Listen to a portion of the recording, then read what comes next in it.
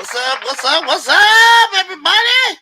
Welcome to the latest and the newest edition of the Total Sports Ozone. I am the big O with the big mouth, coming at you every day, Monday through Friday at this time, to give you my spiel about the latest goings on in the world of sports. And today is Manic and Panic Monday. And honestly, I don't even know where to begin. I don't. It This weekend, college, pros, football, that is, was just crazy. It's Manic and Panic Monday for sure. For both the college football and the NFL. I really don't know where to begin. Do I start with the college? What happened this weekend in college football? Do I start with what happened yesterday in the NFL? I really don't know. I had to flip a coin. And it came up heads, so we're gonna start with the NFL and what happened over the weekend, particularly Sunday. And my first question is, are the Ravens done?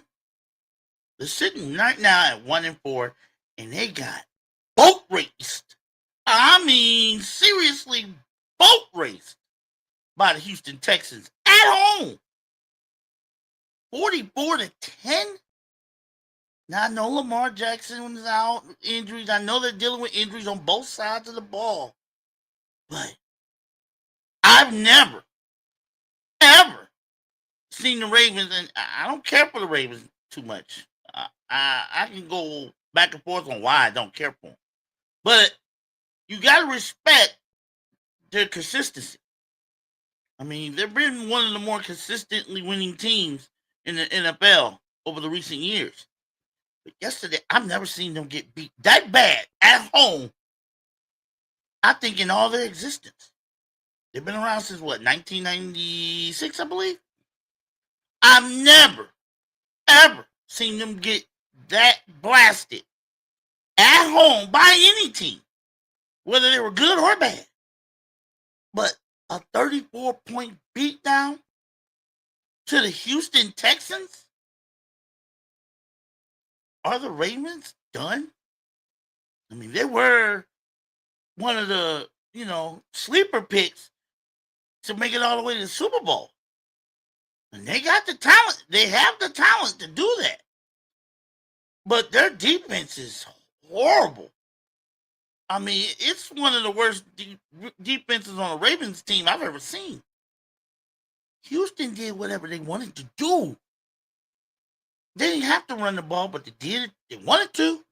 And C.J. Stroud, he played like a man amongst boys. He played like a man amongst boys. 244 yards, 4 touchdowns. He played like the rookie C.J. Stroud. Not like last year, the year before, when he was rookie of the year. And he looked damn good doing it. And the Ravens looked lost. They honestly looked lost. So my question to all you out there, are the Ravens sitting 1-4? They're sitting right now at 1-4. I don't think any of us saw that coming. Are they done? Not forget the Super Bowl. Are they done to make the playoffs? Not too many teams in recent memory in the National Football League have started the season 1-4 and managed to squeeze out a playoff spot. Can this team do it? Not with that defense. I don't see that coming. I really don't. You playing that bad against the Houston Texans, who are not exactly world beaters. But you play that bad at home against them? I mean, defenses were missing tackles. They were letting wide receivers just run right on past them, whipping, making ill-advised stupid penalties. This was like the most undisciplined I've seen of a Ravens team in their since I knew they existed. And what's the solution to this problem, to this down spiral that the Ravens are currently in. Should Harbaugh be gone? Should he be fired? Has he lost the locker room? Or is it they just need to get some players back from injury? I mean, I knew when I was told Lamar Jackson will be out for this game, I knew they weren't going to win. Cooper Rush, really? Really? Cooper Rush he's not even a decent backup. I've never thought he was. Even when he was with Dallas Cowboys, I didn't think he was a decent backup. He's a alright, but he wasn't decent, and it showed. It showed. It showed definitely. 179 yards, no touchdowns, 3 interceptions, 3 picks. That's all you need to know about Cooper Rush. That's all you need to know. It's like the Ravens couldn't have picked a better backup. I don't know. But what's the solution? What is the solution for the Ravens to turn this thing around? And they need to turn it around fast. They were one of the sleeper picks, mind you, to go to the Super Bowl. And I wouldn't even say they're a sleeper pick to make the playoffs. Forget the Super Bowl. Forget the division. I don't think they're even going to squeeze a wild card spot. I don't even think if they get players back on defense, even if they get Lamar Jackson back next week, this team still has problems. They are extremely limited against the pass. Their secondary is one of the worst in the league. This is all you need to say about the defense. They're ranked 31st in points allowed. That's all you need to say. They give up over 34 points a game. You ain't winning. You ain't going to no playoffs doing that with your defense that inept. And when have we last seen a Ravens team have that bad of a defense? I don't think I've ever seen it. I don't think I've ever seen a Ravens team have that horrible of a defense. Again, what's the solution? What can be done for the Ravens to turn this around? Is it just a matter of getting all their players healthy? Should Jim Harbaugh get the boot? What's the solution? I have no idea. I really don't think firing Jim Harbaugh middle way through the season would help him. What I do think they should do is look at their defense as a whole. Their defense leaks like a sieve. I mean, it really leaks like a class 3 oil leak in an old car. It just bad. They're allowing teams to do whatever they want to do against their defense. And until they shore up them leaks, I don't care how many players they get back from injury. It's all about situational play. They play zone when they should play man. They stack the box when you know they're going to throw it. It's like, who's calling the defensive shots on this team? It ain't working. And it could cost Harbaugh his job if he don't turn this around. I don't care who's out. I don't care who's hurt. They'll turn around fast. You're the Baltimore Ravens. You're supposed to have somewhat of a reputation having one of the tougher defenses in the league. And right now, I think you have an equal defense with the Cowboys. You leaks. Bad. I don't know. I'm still wondering which defense could be worse. As of this morning, I'm wondering which defense could be worse, the Ravens or the Cowboys. I don't know. I don't know. It's a tough sell. When you're giving up over 34 points a game and you rank 31st out of 32 teams in points allowed, I'm gonna have to lean that is towards the Ravens. And yes, I know they played the Bills. They played the Chiefs. I know. But when you're supposed to be a Super Bowl contender, you're supposed to be shutting those teams down, or at least containing them. In which you have a Lamar Jackson, Derrick Henry, Devontae, all those guys, Mark Andrews in the tight end spot. You're supposed to at least be able to shut the other team down well enough for your offense to rev it up. And their offense hasn't, and let me just say quite frankly, their offense hasn't looked good since week one. It's looked up and down ever since then. Their offense looked great week one, and they still lost that game. We all know how that game turned out. So what is the problem with the Baltimore Ravens as of Monday morning, October 6, 2025? It's a good question, ain't it? Got a comment? Let me know. Oh yeah, hit that like and subscribe button if you like what I'm talking about. Cause I got a lot to talk about today. I hope I get to the college football. But this is the Total Sports Ozone, Big O with the big mouth running his mouth at you. And let's keep going. Eagles and the Buffalo Bills both took their first losses of the season yesterday. The Bills let the New England Patriots hang around. Drake May, Tate, and Diggs, they let that bunch hang around. And they hung around and hung around and hung around enough to hang a 23-20 loss on the Buffalo Bills in their home. And I saw this coming. I saw that game last night. Every bit of it. And it just, the Bills, first off, they couldn't take care of the ball to save their life. It was like every time I turn around, they either throwing intercept or fumbling. And I'm thinking, what's wrong? Is it wet? The ball wet? Is it raining up there in Buffalo? What is wrong? Why they cannot hang on to the ball? And I've said before, I'll say it again, I'll say it in the future.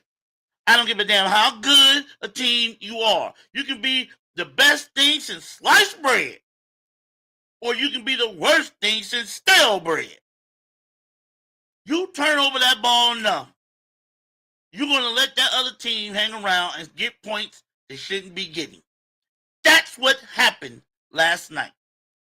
Those turnovers, and quite frankly, the game was a little bit sloppy.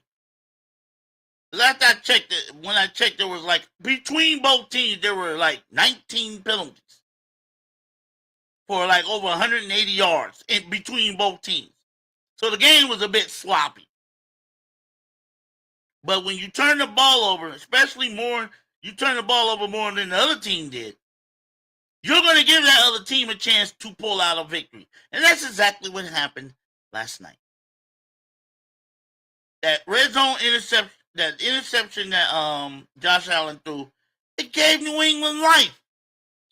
It gave them the belief that we can actually steal this game. And that's exactly what they did. They stole it. They stole that game. What's the saying? You mess around, let a team hang around, you won't be around. And that's what happened to the Bills last night.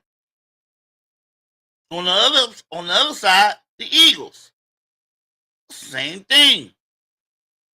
I don't know what happened. It was up 17-3.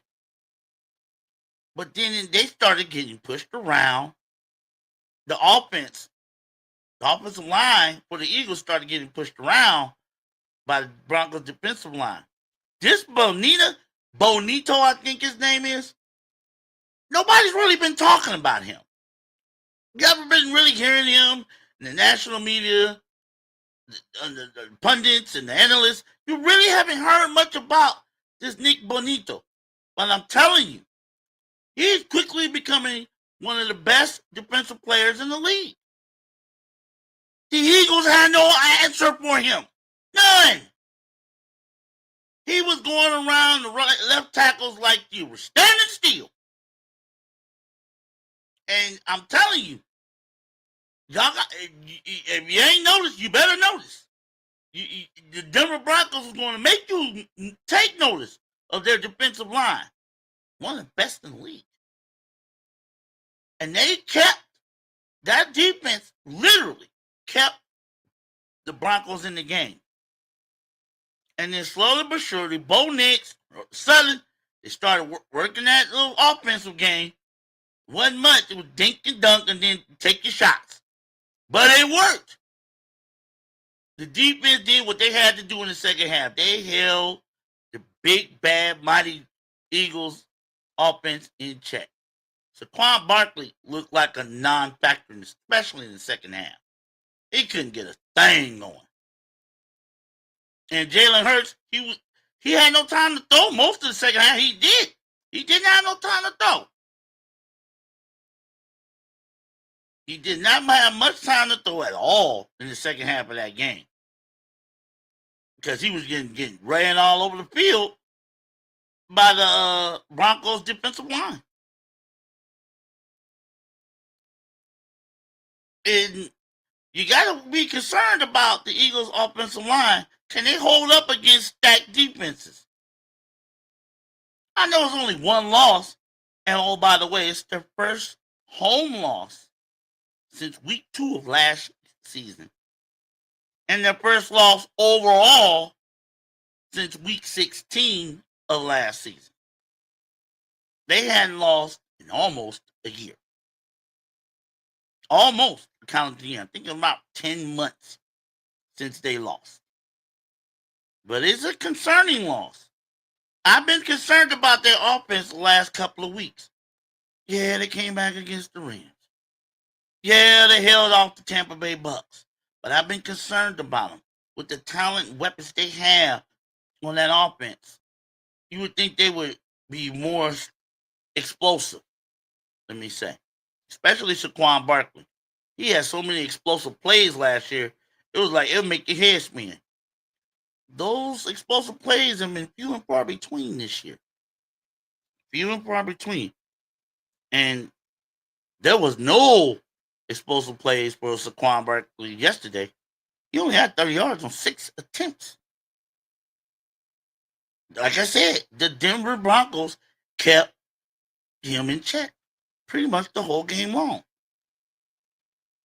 And Jalen Hurts, oh yeah, he had a good game statistically, 280 yards, 2 touchdowns, but he was sacked 6 times. Again, like I said, for most of the second half, he was running for his life. Yeah, you're gonna have a hard time maintaining the lead or even trying to come back when your quarterback doesn't even have time to throw the ball. And in the second half of that game, he didn't. So you got to credit the Denver Broncos defense. They did what they had to do to keep the team in the game. And then Bo Nix said, all right, thank you. That's all I need. I got this from here. And they took over. And he squeaked out a 21-17 win in Philadelphia. Now, I know there was a lot of controversy about not the last play of the game, but the next to last play, where honestly, I think when I saw the replay, not the Hail Mary, the play right before that, where it should have been, it was an incomplete pass, but it sure did look like to me that the Broncos defender was raked all over him from the front right before that ball got to him. So it should have been a pass interference, which would have put the ball at the around 3 or 4 yard line, if I'm not mistaken. But they never called it. I know Eagles fans are spitting fire about that. And I think, and I'm not an Eagles fan. I'm not a Broncos fan. I'm just going by what I saw. And from the looks of it, it should have been a pass interference call. It should have been. Because he was raped all over the front. He was raped all over the front of the receiver. I think they were throwing to a tight end, Goddard. And the defender was all in front of him, and he didn't look back at the ball. That should have been pass interference. Because if the defender is raped all over the receiving player, and he's not looking back at the ball, or he's not looking for the ball, and he's raped all over him before the ball before the receiver has a chance to catch the ball, that is pass interference. And it should have been called, but it wasn't. So I can understand the Eagles fans and they're being upset and angry and throwing things, and I get it. But it wasn't called. And you can cry so much. But there's, in every NFL game, there's going to be a missed call. It always is. Always. That missed call didn't get it.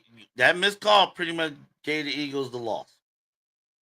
But then again, the Hail Mary almost got caught. But in the end, Eagles took their first loss. So my question is, which loss hurt more? Which loss should the teams who took the loss worry about more? Is it the Buffalo Bills and their home loss to New England? Or is it the Philadelphia Eagles and their home loss to Denver? Which team should be more concerned at this point? I mean, they're both 4-1. It's not like the sky's falling. It's not like, the cows jumping over the moon or, dogs and cats getting along. It's not that kind of a worry. But it is the first loss. And my question is, who should be more concerned? My personal belief is Buffalo. Buffalo. But not just because they lost, the way they lost. Turnovers, penalties. I've always thought about their defense not being as great as it should be for a Super Bowl contender, and it showed last night. Drake May had a good game last night. Solid game last night. He played like he was not scared of Buffalo, and it showed. And Stephon Diggs, I don't know if it was spite. I don't know if he just wanted to stick it to his old team. 143 yards on 10 catches. Hey, he wanted to do some sticking. Buffalo had a hard time containing him all night long. My concern is leans towards Buffalo. Not in the division, because that loss last night pretty much opened the door, I think, for the entire AFC. I think now the AFC is a little bit more wide open, especially with the Chargers losing yesterday, and you got the Chiefs playing tonight. I told y'all, don't be sleeping on them Chiefs. They thought because they started the season 0-2. I told you. I told you. Don't sleep on those Chiefs. Do not sleep on them. Not yet. They win tonight. They're right back in the mix. I thought they never were out of the mix, but if they win tonight, they're back in the mix.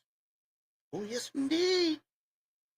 So I think the loss, Buffalo loss, opened the AFC a little bit more. At first, for the first 4 or 5 weeks, I thought Buffalo and then there's everybody else. Now, Buffalo lost last night, a little chink in the armor. Yeah, you'll see a little bit more wide open. It ain't the usual suspects either. Yeah, you got Buffalo, you got Kansas City, but now Denver's coming up. Mm-hmm. Yeah, what about Pittsburgh? Nobody talk about them being a contender? Aaron Rodgers?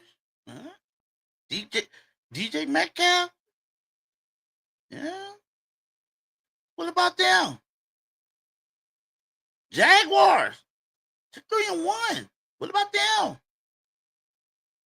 Is the AFC a little bit more wide open now that there's a little chink in the Buffalo Bills armor? We'll see. We'll definitely see. What do you think? Leave me a comment, like, subscribe. Leave me a comment, please. Let me know if I'm wrong. Let me know if I'm right. Now, the last thing I want to talk about NFL wise. I mean, there's a lot. I got one more topic to get to, but I know y'all see. Most of y'all should have saw the Cardinals and Titans game, especially how the way it ended. And I'm still shaking my head on that. If you didn't know, the Cardinals blew a 21-6 lead and lost at home to the Titans 22-21, giving the Titans their first win of the season. But it's just not that they blew the game. It's the way they blew it. The way they blew it. The way they blew it. Ow. Ow, ow. First off, let's get to it. DeMarcado. I have no idea why this is happening in the NFL. Why are NFL players who are getting paid millions upon millions of dollars are making some of the most boneheaded plays I've ever seen? I mean, how hard is it to make sure that you cross the goddamn goal line with the ball before you drop it, spike it, and do your celebrations, get your funky on, do the little giddy dance, whatever, go into the stands and hobnob with the fans? How hard is it to make sure you take the ball over the goal line? Is it rocket science?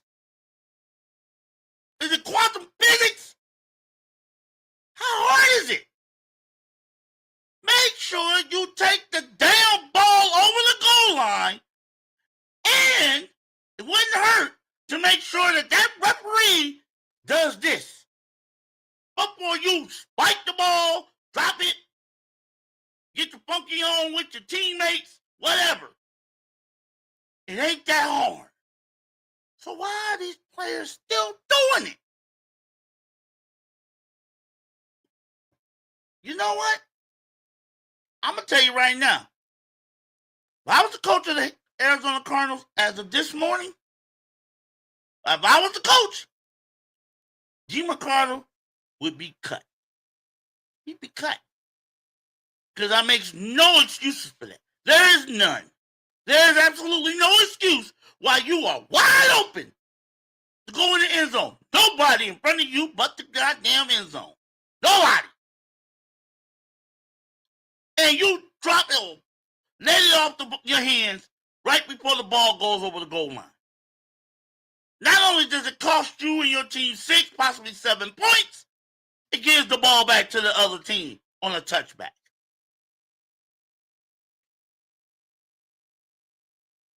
He'd be cut. If I'm the head coach of the Cardinals right now, as we speaking, he would be off my team. Because there's no excuse, ain't no excuse he can sell me for that kind of inept foolishness. You wide open. I mean, there was nobody in front of him. And he just jogging like he's on a Sunday jog and flip, drops the ball, lets loose the ball right before it gets over the goal line. Now, I know a lot of you saying, oh, that was a touchdown. He didn't drop it. Saw that on social media last night and this morning. It was like, that is a touchdown. According to the rule book, a player must have firm control of said ball as it crosses the goal line. Remember those 2 words. Firm control. That means you must have that ball in your possession with firm control as the ball goes over the goal line. You can't. And if you saw the replay, he did not have firm control. He was dropping the ball right before it went over the goal line. Touchback. No points, touchback. The review, the refs got it right. And like I said, if I'm the head coach of the Arizona Cardinals, after this morning, he will be off my team. I don't care how much of a superstar he is, care how much he's getting paid. He'd be off my team. And I would gather the rest of my team and we'd have a meeting. And here's how it'd be a very short meeting. And it would go like this. If any of you ever drops that ball when you're on a wide open touchdown, run or catch, and you drop that ball before that ball gets over the goal line, I will cut you. You will be cut or waived off my team. From now on, and I'll set a firm rule. From now on, if you ever get the opportunity to have a wide open run to the end zone, you better make 2 complete steps over the goal line with the ball firmly in your hands before you drop it. And for good measure, you better turn and look back at the ref and make sure he's doing this before you drop that ball and start celebrating. 2 complete steps over the goal line. That's how many feet you gotta have in the goal line, in the end zone for a touchdown to be valid. That's how many steps you better take over that goal line before you drop that ball.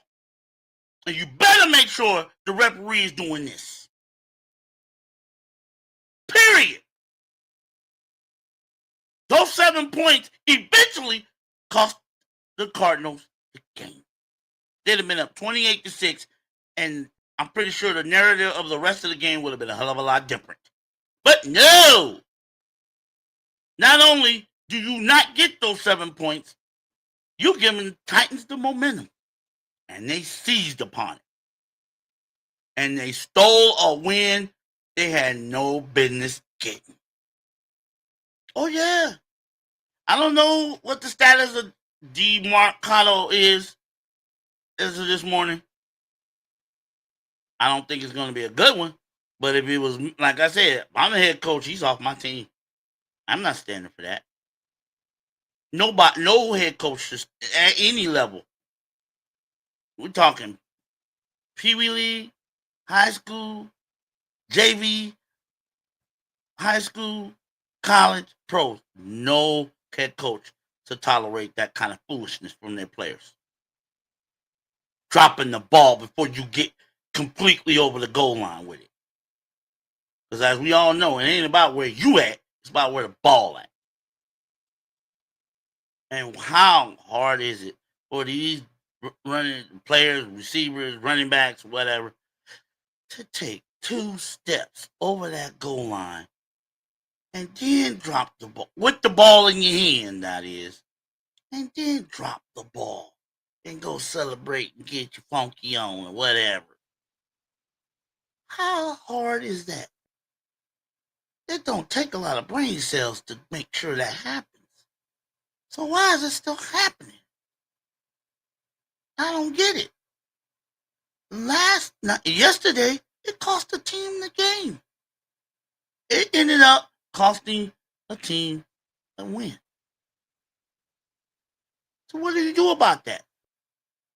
That's what I do, though. What would you do? I'm giving you my 10 cents on what I would do. What would you do? Leave a comment, drop a line. Let me know. What would you do if you were the head coach and one of your players did that? Dropping the ball, trying to celebrate before the ball got over the goal line. What would you do? I'd love to know. Leave me a comment. Let me know. Leave me a comment. Let me know if you agree with what I would do. I'd love to hear from you. All right. Last thing we want to talk about, last team I want to discuss is Tampa Bay. for today, the last team I want to talk about is Tampa Bay, the Buccaneers. Got a really, really quality road win yesterday, 38-35 over the Seattle Seahawks. My question is the Buccaneers for real? Are they for real? They're 4-1. Record don't lie. One of the best teams in the league at this point. But are they for real? I mean, they must be living right. Because every one of their wins, all four of them, have come down to the last minute or overtime. They've come down to the final play or final one or two plays of the game, overtime. The largest margin of victory, 3 points.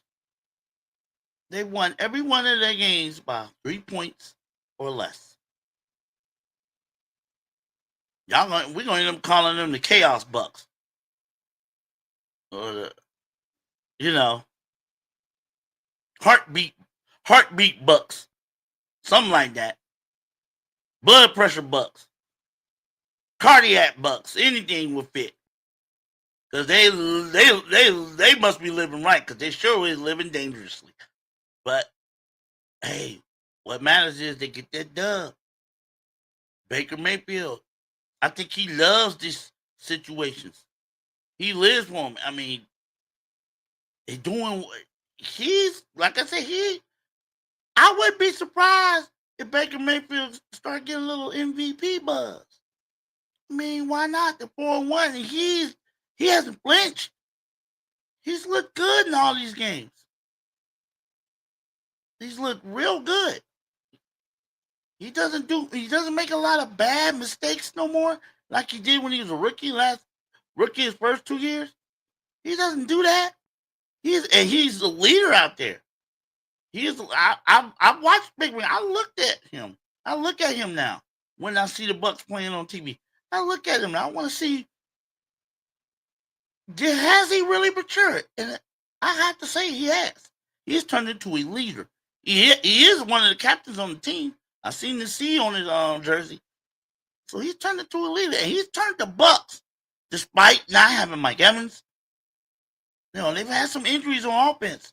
Despite not having Mike Evans, they're turned into a force. And that rookie from Ohio State, what's his name? Emeka Egbuka. Remember the name. Ohio State. He is. I wouldn't be surprised if he's Offensive Rookie of the Year. Because yesterday, he showed play like he deserves that award. He definitely does. And not only him, his Buckeye teammate for the Seahawks, Jackson Smith-Njigba. Both of them Buckeyes. Both of them had games yesterday. No doubt about it. Both of them combined for almost 300 yards and receiving yards, and they both had a touchdown each. They balled their butts off yesterday. No doubts about it. The game was really entertaining. Back and forth. But Emeka Egbuka, he was the difference maker. Seattle had no answer for him. 163 yards on 7 attempts and 7 targets with a touchdown. They had no answer for him. None whatsoever. Same thing with Jackson Smith-Njigba. 9 targets. He had 8 grabs from 132 and a touchdown. Both those Buckeye receivers put on the show yesterday. But what it came down to, Jackson Darnold, he made the only mistake of the game. He made the only turnover of the game, and it cost him. And Tampa Bay, that's what Tampa Bay does. That is what Tampa Bay does. They take advantage. They wait until you make a mistake late in the game, because it seems like every team Tampa Bay has played makes a mistake, except maybe the Eagles have made that mistake late in the game, and the Bucks pounce on it. They pounce on it. They grab that opportunity, and they steal the win from you. So, again, are the Bucs real? Are they the real deal in the NFC?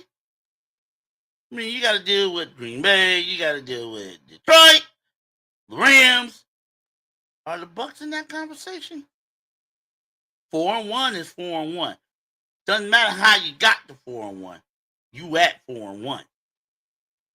And everybody in your division, everybody in your conference is going to be looking at that. They ain't going to be asking, how are they doing this? They're going to be like, we're going to beat this team. That's where the Bucs is now. Do I think they're for real? Yeah. You don't get the 4-1. You don't get the 4-1 if you butt ugly on offense or butt ugly on defense. So they got to be for real. And them pulling out these last minute victories is going to help them at the end. It's going to help them down the stretch because they're going to know they're not scared. They're not going to be like, oh my God, if this situation arises again. They've already won in situations like this. They've stolen victories from defeats. They've already done that.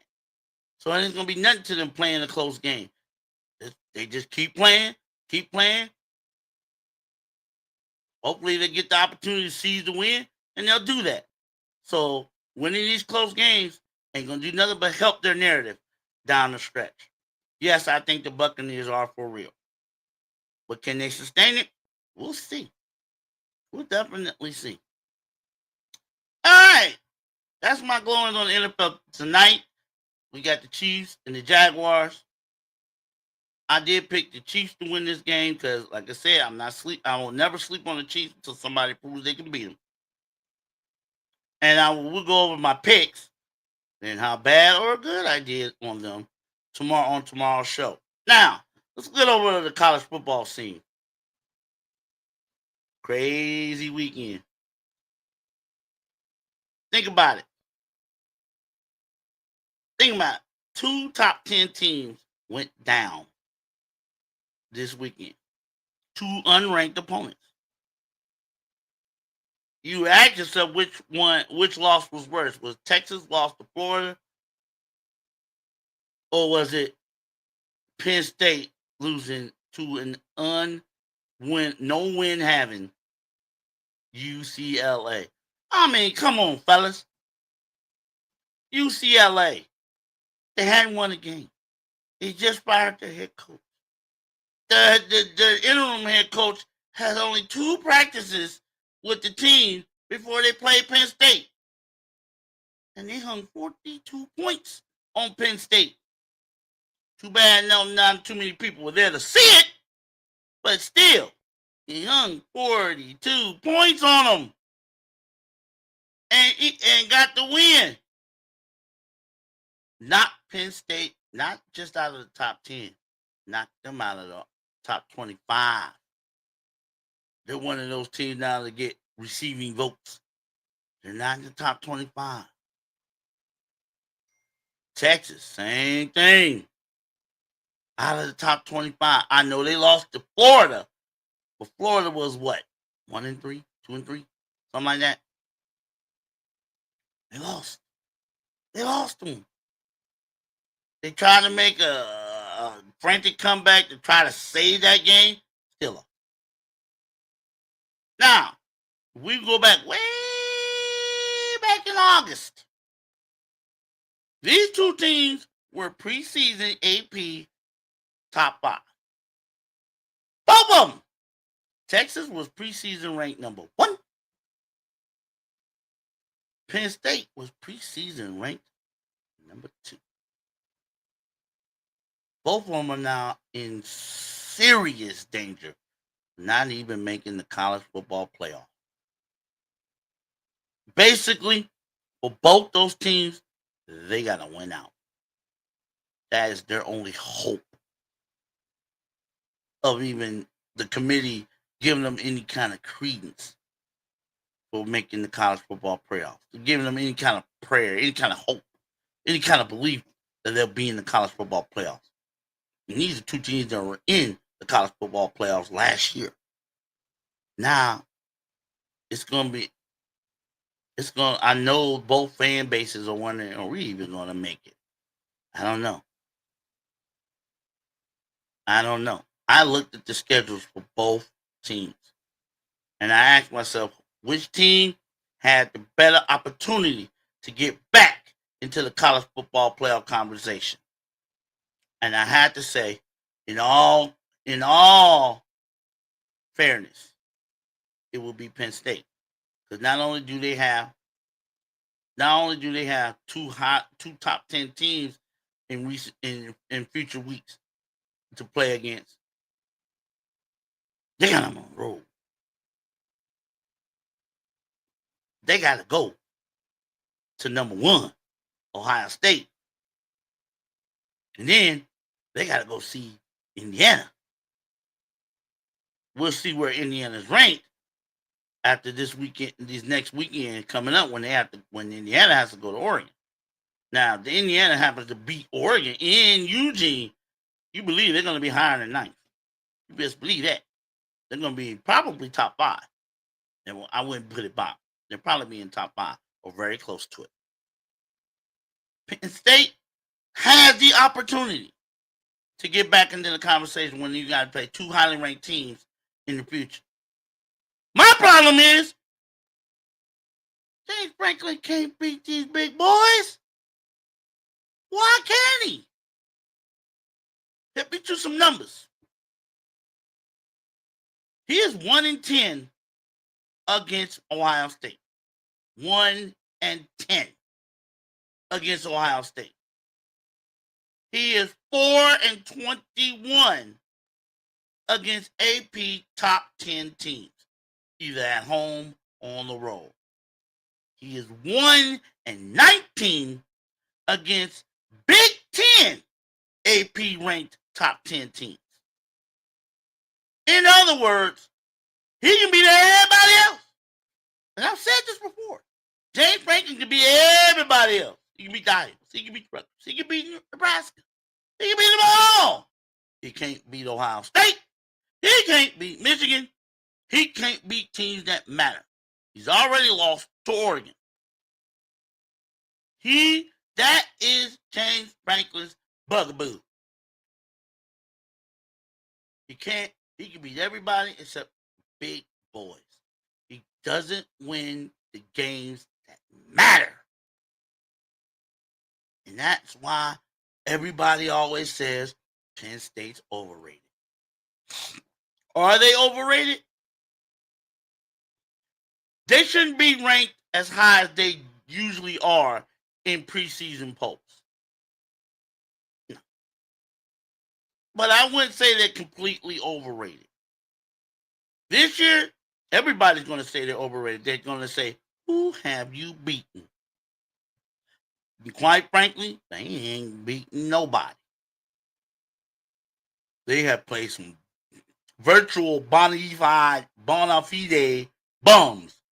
before they ran into Oregon. People say Ohio State shouldn't be number 1. That they played nobody. Played preseason number 1. And beat them straight up. Went out on the road and beat a very good Washington team. Conference game. Straight up.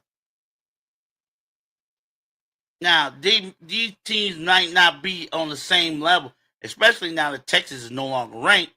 So that win that Ohio State has against Texas is looking weaker and weaker on their schedule. I don't care. I don't care. Did they win the game? Uh-huh. That's all I care about. They didn't lose. Penn State can't say that. Penn State can't say they beat Oregon. They lost at home in overtime. To be the best, you got to beat the best. And that is James Franklin's problem. That's been his problem ever since he's been in Penn State. And it will continue to be his problem until he's either fired or he get it right. He can beat, like I said, he can beat all the other teams, but he can't beat the big boys. And he can't beat them when it matters. So right now, I wouldn't be surprised if James Franklin's hot seat is so hot that he's gonna need to wear flame retardant underwear from now on. And he brought that upon himself. He cannot beat the big boys. And he won't make the significant changes, not just to his staff, but to his roster, to bring in the players that he needs to compete and beat the big boys. He won't do it. He just won't do it. I don't know why. He poached the defensive coordinator, Knowles, from Ohio State on the year they win the national title. He poached him, paying Greg Knowles $3.2 million. $3.2 million. Highest paid assistant coach in college football. UCLA hung 42 points against them. UCLA, winless. UCLA, new head coach for 3 days. UCLA, and they hung 42 points, and they looked good doing it. They didn't struggle to score those 42 points. They made it look easy. Like, we've been doing this all the time. See what I mean? Penn State doesn't do what is needed to get over the hump. They keep bringing back the same. I mean, what are you scared to use NIL, the transport portal, what have you? And if you're going to use those transport portals and NIL, pick the right players that you need. Offense, defense, special teams, whatever. Pick the right players that you need to get you over the hump. Because for the last 6-7 years, you beat everybody except the ones that matter. You win all these games except the ones that you need to win. How long is it going to be before this fan base says, I've had enough of this? Or the athletic directors or the hierarchy of Penn State, when they say, I've had enough. This is getting on my nerves. I know I would. I would definitely be saying, I've had enough. I mean, James Franklin is a good coach. No doubt about that. He is a really good coach. Won a Big Ten championship. Made it to the playoffs multiple times. But he can't beat the big boys. He cannot beat teams that are equal or superior to his team. He can't beat them. Why? I don't know. What is it, a psyche problem? What is it? Inferiority complex? I don't know. How hot is James Franklin's hot seat? Like I said, he might need to wear flame retardant underwear from now on. And this year, he better have double the flame retardant underwear on his seat, wearing on his underwear from now on. He has no margin for error. None. He got to win out. And I mean, he's got to win out. Same thing with Texas. They got to win out. Those two teams went from top 10 yesterday or Saturday to one of those many teams that get receiving votes. They don't even in the top 25. So both those teams in trouble, at least for 2025. And they ain't got nobody to blame but themselves. Everybody said Arch Manning. A lot of people were toting Arch Manning's horn. Ooh, he's going to be good. He's going to be one of the best. He's going to be the next Manning. He has been anything but. In big games, he has been anything but the next Manning. I personally been saying all this time, I need to see it. I need to see him be the next Manning. I personally believe he wasn't ready. I still say that. He's not ready. He has weapons all over on offense. So that's not the problem. The problem is he's not ready. He is not freaking ready. At least not this year. I think one more year, maybe next year, he'll be ready. After the butt whoopings he's going to take down this stretch. Do I think he'll be OU next week at the State Fair in Texas? No, not even with Oklahoma. Probably not having their quarterback back. I still think Oklahoma will win. Because Arch Manning has not proved to me that he is ready in big games. He might play a little bit, but then he'll make mistakes. Hold on to the ball too long, throw that key interception against big games. Now, was that Florida game a big game? Yeah, for Florida. It probably saved Napier's job. For Texas, was it a big game? Yeah. It keeps them in the hunt for the National College Football Playoff. They blew it. Losing to an unranked team. I don't care if it's SEC. Lost to an unranked team. You're supposed to be better than that. I don't care if it's on the road, at home, playing on Mars or on Jupiter. Supposed to be better than that. Now what? Now what? Those two teams, Penn State, Texas, y'all got a whole lot of work to do and not a lot of time to do it. It's already roughly halfway through the season, and y'all's margin for error is 0. And you both know it. Let's see what happens. I can't wait to look at it. All right. That's going on in college football. It could be a debate about Miami. Should the Miami Hurricanes be the number 1 team in the country? They do have 2 wins against current ranked teams on their resume. But should they be number 1? A lot of people, I know a lot of Hurricanes fans, will say yes. I'm a Buckeyes fan. I say I don't care. And this is why.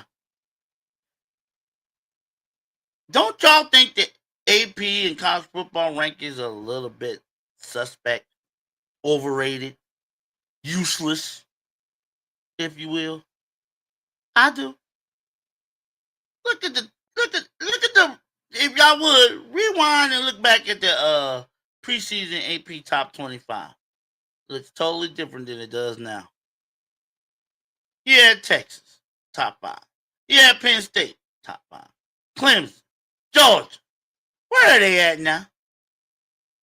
3 of those 14 ain't even ranked. Not even ranked.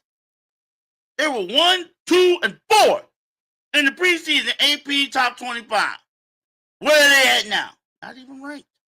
They one of those teams that are receiving votes. That's why the rankings don't mean nothing to me. They mean really nothing to me all season. It's just, to me, a popularity contest for that week. That's all it is. It's a weekly popularity contest. And to get some clickbait on social media nowadays doesn't mean a squat to me. Because we're roughly halfway through the season. Teams are just now starting their conference play. I'd say if you want to rank, if you're going to do the rankings, if you got to do the rankings, why don't you start doing the rankings when everybody, especially in the Power 4, has played at least 3 conference games. 3 conference games. Then you can start ranking them. Because then we're going to have a good idea where teams are at and where they should go, how good they are and how bad they are. That's when you start ranking them. When every team in the Power 4 has played at least 3 conference games, not non-conference. The hell with non-conference. Because we all know most of the non-conference games are tune-ups. Mainly preseason. You know, college football, those non-conference games at the beginning of the season are the immediate equivalent of NFL preseason games. They don't mean squat. It's just a way for your team to tune up and work out some kinks and see if this works and see if that works. They don't mean nothing. That's why there shouldn't be no preseason top 25. because everybody at the beginning of the season plays cupcakes. Everybody on that list plays cupcakes. They might not play in the first game, but you can just believe in the first month of the season, everybody on the AP Top 25 preseason is going to play at least 2 cupcakes. It happens every year. So, like I said, the AP college football polls, they don't mean squat. It's nothing but temporary popularity contests. And a reason to give those teams' fan bases, just for at least a week, a reason to believe. A reason to believe. That's all it is.